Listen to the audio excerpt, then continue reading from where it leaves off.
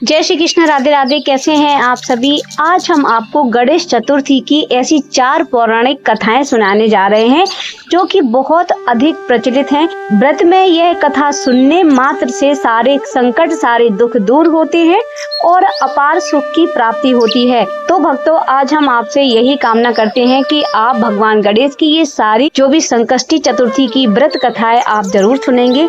संकष्टी गणेश चतुर्थी व्रत करने से घर परिवार में आ रही विपदा दूर होती है, कई दिनों से रुके मांगलिक कार्य संपन्न होते हैं तथा भगवान श्री गणेश असीम सुखों की प्राप्ति कराते हैं। माह की किसी भी चतुर्थी के दिन भगवान श्री गणेश की पूजा के दौरान संकष्टी चतुर्थी व्रत की कथा पढ़ना अथवा सुनना जरूरी होता है।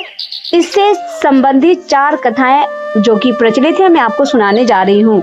तो पहली कथा है पौराणिक एवं प्रचलित श्री गणेश कथा के अनुसार एक बार देवता कई विपदाओं से घिरे थे।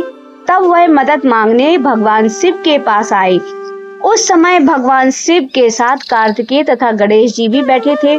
देवताओं की बात सुनकर शिव जी ने कार्तिकेय और गणेश जी से पूछा कि तुम में से कौन देवताओं के कष्टों का निवारण कर सकता है।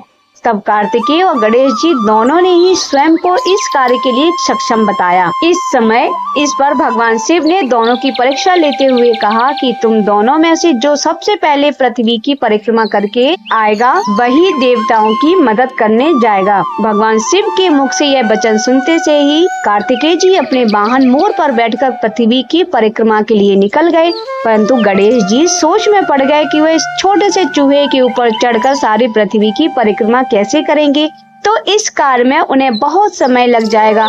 तभी उन्हें एक उपाय सूझा। गणेश जी अपने स्थान से उठे और अपने माता पिता की साथ परिक्रमा करके वापस बैठ गए। परिक्रमा करके लौटने पर कार्तिकेय जी स्वयं को विजेता बताने लगे। तब शिव जी ने गणेश जी से पृथ्वी की परिक्रमा न करने का कारण पूछा। तब गणेश जी ने कहा, माता पिता के चरणों में ही समस्त लोक है। यह सुनकर भगवान शिव ने गणेश जी को देवताओं के संकट दूर करने की आज्ञा दी। इस प्रकार भगवान शिव ने गणेश जी को आशीर्वाद दिया कि चतुर्थी के दिन जो भी तुम्हारा पूजन करेगा और रात्रि के समय चंद्रमा को अर्घ देगा, उसके तीनों ताप यानी कि दैहिक ताप और भौतिक ताप, सारे ताप दूर होंगे। इस व्रत को करने से व्रतधारी के सभी तरह के दुख दूर होंगे और उसे जीवन में भौतिक सुखों की प्राप्ति होगी। चारों तरफ मनुष्य की सुख समृद्धि बढ़ेगी, पुत्र पौत्र आदि धन ऐश्वर्य की कमी नहीं रहेगी। तो भक्तों, ये थी संकष्टी चतुर्थी की पहली कथा। अब हम आपको दूसरी कथा सुनाने जा रहे हैं। एक समय की बात है, राजा हरिश्चंद्र के राज्य में एक कुम्हार था। वह मिट्टी के बर्तन बनाता था, लेकिन वे कच्चे रह जाते थे। एक पुजारी की सलाह से उसने इस समस्या को दूर करने के लिए छोटे से बालक को मिट्टी के बर्तनों के अंदर आवाक में डाल दिया। उस दिन संकष्टी चतुर्थी का दिन था। उस बच्चे की माँ ने अपने बेटे के लिए परेशान थी। उसने गणेश जी से बेटे की कुशलता की प्रार्थना की। दूसरे दिन जब कुम्हार ने सुबह उठकर देखा तो आव में उसके बर्तन तो पक गए थे, लेकिन बच्चे का बाल बांका भी नहीं हुआ था। वह डर गया और राजा के दरबार में जाकर सारी घटना बताई। इसके बाद राजा ने उस बच्चे और उसकी माँ को बुलवाया तो माँ ने सभी तरह के विघ्न को दूर करने वाली संकष्टी चतुर्थी का वर्णन किया। इस घटना के बाद से महिलाएं संतान और परिवार के सौभाग्य के लिए भी संकष्ट चौथ का व्रत करने लगी। तो भक्तों, ये थी दूसरी कथा। अब चलिए हम आपको तीसरी कथा सुनाते हैं। एक समय की बात है कि भगवान विष्णु का विवाह लक्ष्मी जी के साथ निश्चित हो गया। विवाह की तैयारी होने लगी। सभी देवताओं को निमंत्रण भेजे गए, परंतु गणेश जी को निमंत्रण नहीं दिया। कारण जो भी रहा हो, अब भगवान विष्णु की बारात जाने का समय आ गया। सभी देवता अपनी पत्नियों के साथ विवाह समारोह में आए। उन सब ने देखा कि गणेश जी कहीं भी दिखाई नहीं दे रहे हैं। तब वे आपस में चर्चा करने लगे कि क्या गणेश जी को न्योता नहीं दिया या स्वयं गणेश जी नहीं आए। सभी को इस बात पर आश्चर्य होने लगा। तभी सबने विचार किया कि विष्णु भगवान से ही इसका कारण पूछा जाए। विष्णु भगवान से पूछने पर उन्होंने कहा कि हमने गणेश जी के पिता भोलेनाथ महादेव को न्योता भेजा है। यदि गणेश जी अपने पिता के साथ आना चाहते हैं तो आ जाते। अलग से न्योता देने की कोई आवश्यकता भी नहीं है। दूसरी बात यह है कि उनको 1.25 मन मूंग, 1.25 मन चावल, 1.25 मन घी और 1.25 मन लड्डू का भोजन दिन भर में चाहिए। यदि गणेश जी नहीं आएंगे तो कोई बात नहीं, दूसरे के घर जाकर इतना सारा खाना पीना खाना अच्छी बात नहीं होती। इतनी वार्ता कर ही रहे थे कि किसी ने सुझा दिया कि यदि गणेश जी आ भी जाएं तो उनको द्वारपाल बनाकर बैठा देंगे कि आप घर की याद रखना, आप तो चूहे पर बैठकर धीरे धीरे चलोगे तो बारात में बहुत पीछे रह जाओगे। यह सुझाव भी सबको पसंद आ गया तो विष्णु भगवान ने भी अपनी सहमति दे दी। होना क्या था, इतने में गणेश जी वहां स्वयं ही पहुंच गए और उन्हें समझा बुझाकर घर की रखवाली करने के लिए बैठा दिया। बारात चल दी। तब नारद जी ने देखा कि गणेश जी ने तो दरवाजे पर ही बैठे हुए हैं, तो वे गणेश जी के पास गए और रुकने का कारण पूछा। गणेश जी कहने लगे कि भगवान विष्णु ने मेरा बहुत अपमान किया है। नारद जी ने कहा कि आप अपनी मूषक सेना को आगे भेज दें तो वह रास्ता खोद देगी, इसके बाद जिससे उसके वाहन धरती में धस जाएंगे, तब आपको सम्मान पूर्वक बुलाना पड़ेगा। अब तो गणेश जी ने अपनी मूषक सेना को जल्दी से आगे भेज दिया और सेना ने जमीन पोली कर दी। जब बारात वहां से निकली तो रथों के पहिए धरती में धस गए। लाख कोशिश करने पर भी पहिए बाहर नहीं निकले, परंतु पहिए सभी ने अपने अपने उपाय किए, परंतु न तो पहिए निकले बल्कि जगह जगह से टूट गए। किसी की समझ में नहीं आ रहा था कि क्या किया जाए। अब तब तो नारद जी ने कहा, आप लोगों ने गणेश जी का अपमान करके अच्छा नहीं किया है। यदि उन्हें मना कर लाया जाए तो आपका कार्य सिद्ध हो सकता है, यह संकट टल जाएगा। भगवान शंकर ने अपने दूत नंदी को भेजा और वे गणेश जी को लेकर आए। गणेश जी का आदर सम्मान करके पूजा किया। तब कहीं जाकर रथ के पहिए निकले। अब रथ के पहिए निकल तो गए परंतु टूट फूट गए थे, तो उन्हें सुधारे कौन। पास के खेत में एक आदमी काम कर रहा था, उसने उसे बुलाया। हाथी अपना कार्य करने से पहले श्री गणेशाय नमः कहकर गणेश जी की वंदना मन ही मन करने लगा। देखते ही देखते हाथी ने सभी पहियों को ठीक कर दिया।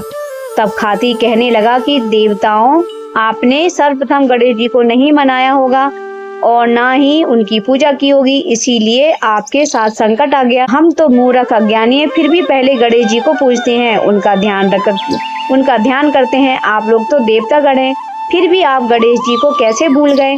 अब आप लोग भगवान गणेश जी की स्वयं जय बोलकर जाएं तो आपके सब काम बन जाएंगे और कोई संकट भी नहीं आएगा। ऐसा कहते हुए बाराती वहां से चल दिए और विष्णु भगवान लक्ष्मी जी के साथ विवाह संपन्न करा के सभी सकुशल लौट आए।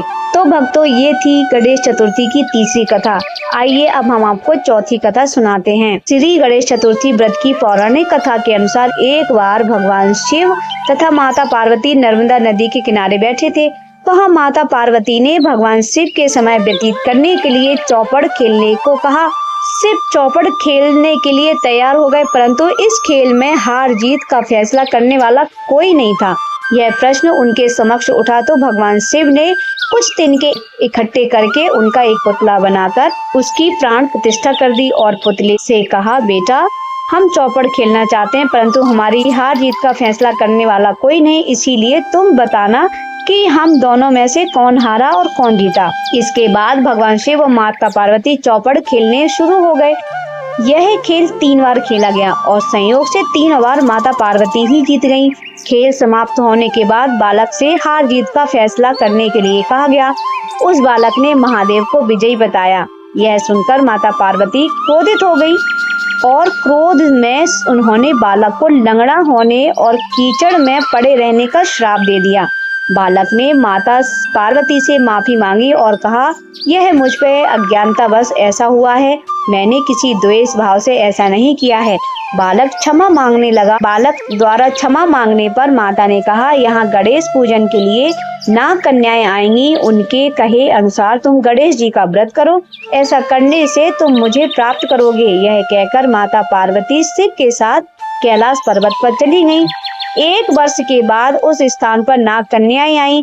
तब नाग कन्याओं ने श्री गणेश के व्रत की विधिवत पूजा विधि बताई और उसके बाद उस बालक ने 21 दिन लगातार गणेश जी का व्रत किया। उसकी श्रद्धा से गणेश जी प्रसन्न हुए। उन्होंने बालक को मनोवांछित फल मांगने के लिए कहा। उस पर बालक ने कहा, हे विनायक, मुझे इतनी शक्ति दीजिए कि मैं अपने पैरों से चलकर अपने माता पिता के साथ कैलाश पर्वत पर पहुंच सकूं और वे यह देखकर प्रसन्न हों। तब बालक को वरदान देकर श्री गणेश अंतर्ध्यान हो गए। इसके बाद बालक कैलाश पर्वत पर पहुंच गया और कैलाश पर्वत पर पहुंचते ही अपनी कथा उनसे भगवान शिव को सुनाई। चौपड़ वाले दिन माता पार्वती शिव जी से विमुख हो गईं, अतः देवी के रुष्ट होने पर भगवान बालक के बताए अनुसार 21 दिनों तक श्री गणेश जी का व्रत किया। इस व्रत के प्रभाव से माता पार्वती के मन में भगवान शिव के लिए जो नाराजगी थी वह समाप्त हो गई। तब यह व्रत विधि भगवान शंकर ने माता पार्वती को बताई। यह सुनकर माता पार्वती के मन में भी अपने पुत्र कार्तिकेय से मिलने की इच्छा जागृत हुई। तब माता पार्वती ने 21 दिन तक श्री गणेश जी का व्रत किया। दूर्वा, फूल और लड्डुओं से गणेश जी का पूजन अर्चना किया।